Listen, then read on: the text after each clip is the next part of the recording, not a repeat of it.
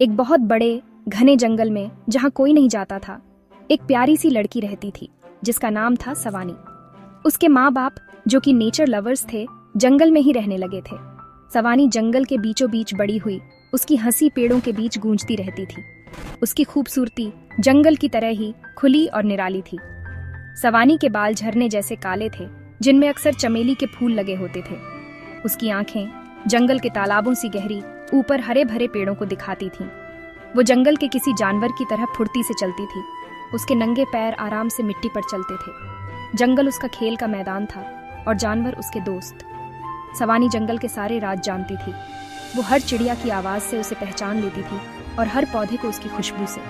उसे जंगल से डर नहीं लगता था, बस प्यार और हैरानी। ये उसकी पनाह थी, उसका राज, और वो उसकी प्यारी राजकुमारी। सवानी का हर दिन नया रोमांच लेकर आता था। जैसे ही सूरज की किरणें पेड़ों से झांकती, चिड़ियों की मीठी आवाजें उसे जगा देती थीं। वो अपने दिन की शुरुआत एक छुपे हुए झरने में नहा कर करती। ठंडा पानी उस पर प्यार से गिरता था। जंगल अपने जानवरों की आवाजों से भर जाता। बंदर पेड़ों पर चिल्लाते, उनकी आवाजें दूर तक जाती। सवानी जंगल को अच्छे से समझती थी। वो जानवरों से बात कर सकती थी। वो अपने जंगली बेर तोतों और गिलहरियों के साथ बांट कर खाती थी। उसकी दोपहर छुपे हुए रास्तों पर घूमने में बीतती। उसकी हंसी पेड़ों में गूंजती। वो अक्सर नदी के किनारे बैठकर खूबसूरत फूलों के चित्र बनाती। शाम होते ही वो घर लौट आती, उसका दिल रोमांच से भरा हुआ, अपने माँ बाप को तारों भरे आसमान के नीचे अपने दिन भर के किस्से सुनाने के लिए। एक दोपहर सवानी को कुछ अजीब सा दिखा। एक लड़का, जो क्लियरली यहाँ का नहीं था, उसके छुपे हुए मैदान में आ गया। उसका नाम अर्जुन था और वो पास के गांव से था। वो कुछ शिकारियों से भाग रहा था जो जंगल में जानवरों का शिकार कर रहे थे। अर्जुन, जो खुद जानवरों से प्यार करता था, ने उन्हें रोकने की कोशिश की थी, पर उसे अपनी जान बचाकर भागना पड़ा।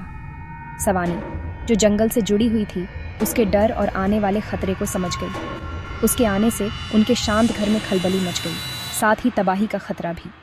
अर्जुन ने हाँफते हुए उसे शिकारियों के प्लान के बारे में बताया। वो सिर्फ जानवरों के पीछे नहीं थे, वो जंगल का एक बड़ा हिस्सा काट कर लकड़ी बेचना चाहते थे। सवानी का दिल जोर से धड़कने लगा। ये उसका घर था, उसकी पनाह, और वो इसे किसी को तबाह नहीं करने देगी। उसकी आंखें, जो हमेशा खुशी से चमकती थीं, अब दृढ़ निश्चय से जल रही थीं। वो शिकारियों को कामयाब नहीं होने देगी। वो अपने जंगल, अपने घर की रक्षा करेगी, अपनी पूरी ताकत से।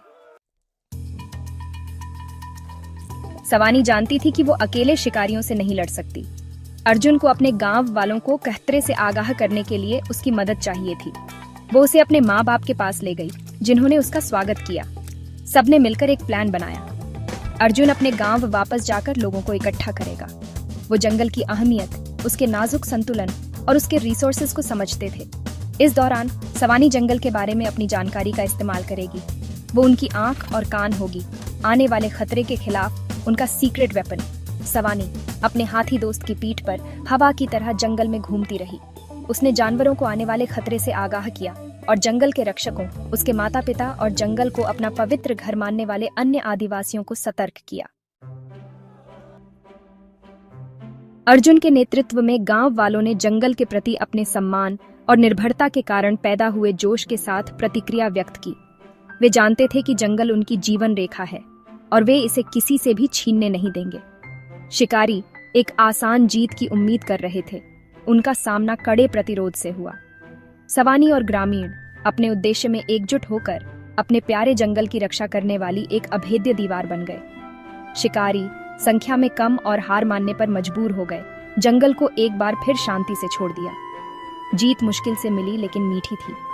सवानी, अर्जुन और ग्रामीणों के संयुक्त प्रयासों की बदौलत जंगल, उनका घर, सुरक्षित था। बाद में सवानी और अर्जुन के बीच दोस्ती से भी मजबूत एक बंधन पनपने लगा। जंगल के प्रति उनके साझा प्रेम और खतरे के सामने उनकी हिम्मत ने उन्हें करीब ला दिया। वे अपने हरे भरे स्वर्ग के रक्षक बन गए। उनकी प्रेम कहानी जंगल की तरह ही सुंदर और स्थायी थी। साथ में उन्होंने अपने स्वर्ग की रक्षा करने की कसम खाई, ये सुनिश्चित करते हुए कि इसका जादू और आश्चर्य आने वाली पीढ़ियों तक